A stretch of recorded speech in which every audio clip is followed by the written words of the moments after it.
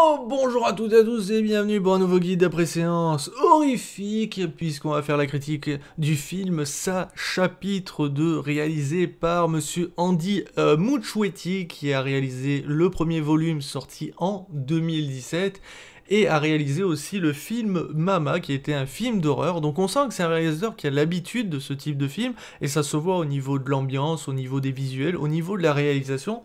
Malheureusement, ce Ça, chapitre 2, est bon, mais il a le cul entre deux chaises, et ce qui fait qu'on n'a pas un film excellent comparé au premier volume, et même c'est plutôt en dessous de ce côté-là.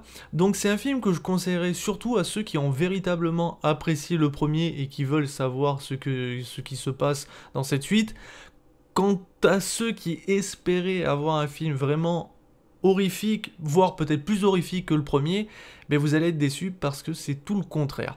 Alors, je rappelle très brièvement que ça est un roman de Stephen King à la base, sorti en 1980, je crois, et en 90, il y a eu une première adaptation en mini-série. Alors quand je dis mini-série, c'est une saison de 2 épisodes uniquement, avec un acteur incroyable qui a incarné le clown, qui a incarné la créature Ça ou Kripsou si vous préférez. Je me rappelle pas du nom, mais je vous mettrai ça bien entendu dans la vidéo. Et il faut savoir donc que cette mini-série a pas mal traumatisé de générations. C'était considéré comme une mini-série incroyablement horrifique, qui fait très peur, avec un casting de fou. Enfin, bref, il y a eu pas mal d'éloges, et même encore aujourd'hui, les gens adorent. Pour ma part, je l'ai vu il n'y a pas très longtemps et j'ai trouvé ça super nul. Mais alors franchement, je me suis endormi, je trouve ça super long, je crois que les films durent plus de 2 heures, enfin les films, les 2 épisodes de la mini-série, mais je considère ça comme des films plutôt. Ces 2 épisodes durent beaucoup trop longtemps, 2-3 heures, enfin c'est trop long, c'est chiant, puis ça fait pas peur. Je vais prendre un exemple tout bête. Dans la mini-série, donc le départ, on a un enfant qui voit son bateau en papier se faire attirer par les eaux dans les égouts, et il va croiser la route de ça, donc qui sort sa tête en mode clown avec des ballons et qui essaye de l'attirer à l'intérieur. Et là, il lui chope le bras et fondu. Ok, je vois pas ce qui fait peur. Alors certes, un clown qui monte sa tronche dans les égouts, bon, c'est malsain, mais son aspect visuel fait très clown, donc t'as moins peur, même s'il lui chope le bras, même s'il a son sourire oula, diabolique, ouais, ça fonctionne pas trop. Et dans la version de 2017, déjà d'une, tu as l'aspect du clown qui change totalement, qui est vraiment dégueulasse, et quand j'ai vu sa tronche la première fois, j'ai dit, mais non, t'as pas envie de lui choper ses ballons à lui, t'as pas envie de le suivre n'importe où. Quand tu l'entends parler, il est effrayant. Et derrière, donc la même scène, hein, c'est exactement la même scène à quelques plans près. Donc on voit l'enfant qui parle avec le clown, et là t'as le clown qui lui chope le bras, mais pas de la manière soft. Non, non, il lui bouffe littéralement le bras. Et là on voit le gamin en sang, on voit le sang gicler, il hurle de douleur, il hurle de peur, il pleure. Et là tu vois le clown le choper, mais c'est ultra violent, c'est ultra effrayant, et là ça fonctionne.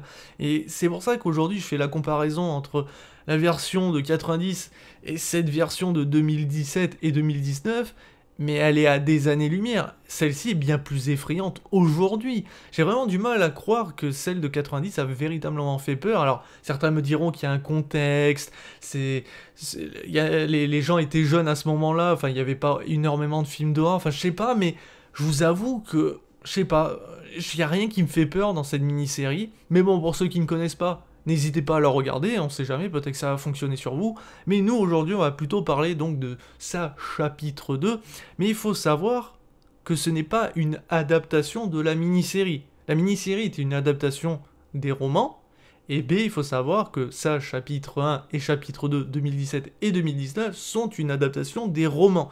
Même s'ils reprennent quelques plans qu'on a déjà vus dans la mini-série, mais c'est une nouvelle adaptation, ils n'adaptent pas la mini-série, donc c'est 2 épisodes. Alors, au niveau du casting, avant de rentrer vraiment dans le détail de la critique, on a un casting 5 étoiles. Donc on a à nouveau Bill Skarsgård, désolé pour la prononciation, qui incarne Pennywise, Ça ou Kripsou si vous préférez. et il est toujours diabolique, il a un jeu d'acteur fou, la créature est vraiment incroyable, surtout en mode clown, parce que je rappelle qu'à la base c'est une créature qui peut prendre plusieurs formes pour attirer les enfants, mais il préfère se mettre en mode clown, parce que les clowns ça fait rire, ça fait voilà, même si c'est assez malsain maintenant, mais voilà, donc à la base c'est pas qu'un clown, mais je le prends dans sa forme la plus effrayante pour moi en mode clown, il est vraiment horrible ce clown, comment ils l'ont créé, le design il est incroyable.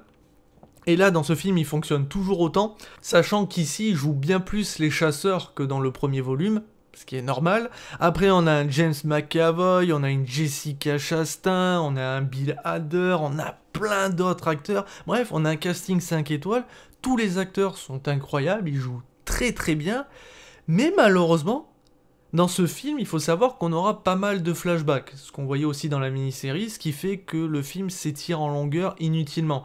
En gros, on a un film qui aurait pu faire facilement 2 heures, et on a un film qui dure presque 3 heures, parce qu'on a énormément de flashbacks, ils ne servent pas tous, mais ces flashbacks donc, permettent de voir ces adultes quand ils étaient enfants, comme dans le premier film, et ils volent presque la vedette aux adultes. Étrangement, c'est fou, mais les scènes sont plus poignantes. Et en même temps, c'est normal parce que dans le premier film, mais comme ils étaient enfants, on avait bien plus peur pour eux.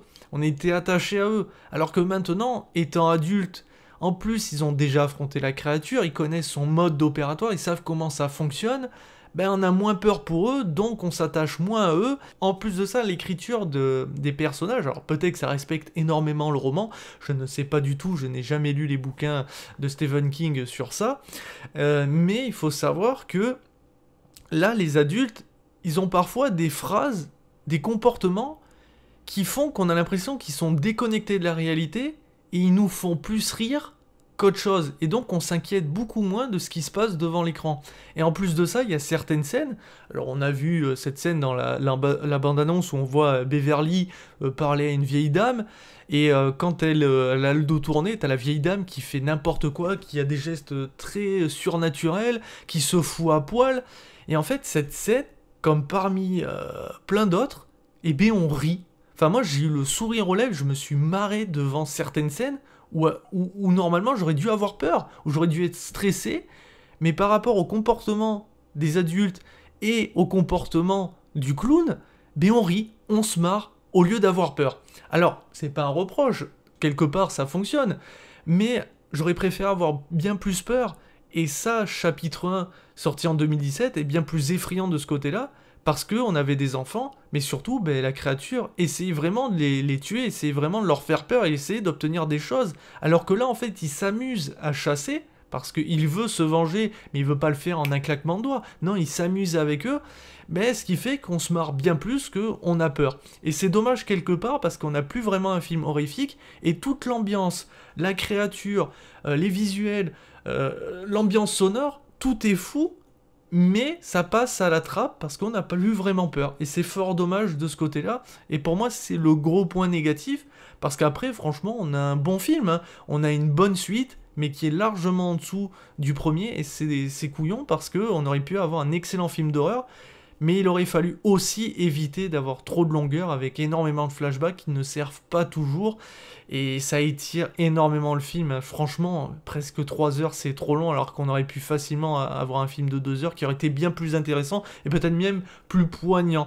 Là, malheureusement, bah, c'est un petit peu dommage de ce côté-là, mais c'est beaucoup trop long et ça fait pas peur. Donc, ma note sera quand même une note de 3 étoiles sur 5 parce que j'ai quand même passé un bon moment. J'aurais préféré avoir peur, mais j'ai ri. Franchement, il y a des scènes qui sont extrêmement folles. Il y a des trucs quand même qui font... Ouais, quand tu vois ce clown-là, il a moyen de te hanter l'esprit pendant un bon moment. Et pour terminer cette vidéo, allez, c'est cadeau, une petite anecdote, si vous l'avez pas vu sur internet, moi je l'ai vu sur internet, Quentin Tarantino a gueulé contre la créature de ça, parce qu'il trouve qu'elle ressemble énormément à Freddy Krueger par rapport à son mode opératoire, par rapport à son comportement, parce qu'il faut savoir que c'est deux créatures qui s'attaquent en général qu'aux enfants, sauf pour se venger dans le cas de ça. Pour Freddy Krueger, lui, il passe par les rêves, ça, c'est dans la réalité, mais c'est vrai que c'est deux chasseurs, ça veut dire qu'ils s'amusent avec leur proie, ils sont très sadiques dans leur comportement, et c'est pour ça que Tarantino disait que En gros, Stephen King a tout simplement fait un copier-coller de Freddy Krueger, mais en le modifiant son look et sa façon d'apparaître, on va dire, aux yeux de ses victimes. Pour ma part, je trouve absolument pas. Oui, effectivement, c'est deux créatures qui se ressemblent dans leur sadisme, mais ça s'arrête là. C'est pas parce qu'ils s'en prennent aussi tous les deux à des enfants que ça y est, mon Dieu, c'est exactement les mêmes, c'est un copier-coller, c'est un plagiat, pas du tout. Quand on voit le nombre de créatures qui existent dans les films d'horreur, beaucoup s'attaquent qu'à des enfants, beaucoup sont très sadiques, beaucoup sont très violentes, c'est pas pour autant que c'est tous des plagiats. Au contraire, peut-être que Stephen King s'est inspiré, mais en tout cas, il a réussi à donner vie à une créature incroyable qui a marqué les esprits et traumatisé bon nombre de générations et qui risque de continuer parce que je pense que des jeunes d'aujourd'hui, dans le noir, voir ça de 2017 et 7-8, je pense qu'ils ont moyen d'avoir peur des clowns et de certaines créatures. Enfin bon, voilà qui conclut cette nouvelle vidéo et cette nouvelle critique de film, et je vous dis à très vite et à très bientôt pour toujours plus de vidéos. Ciao ciao.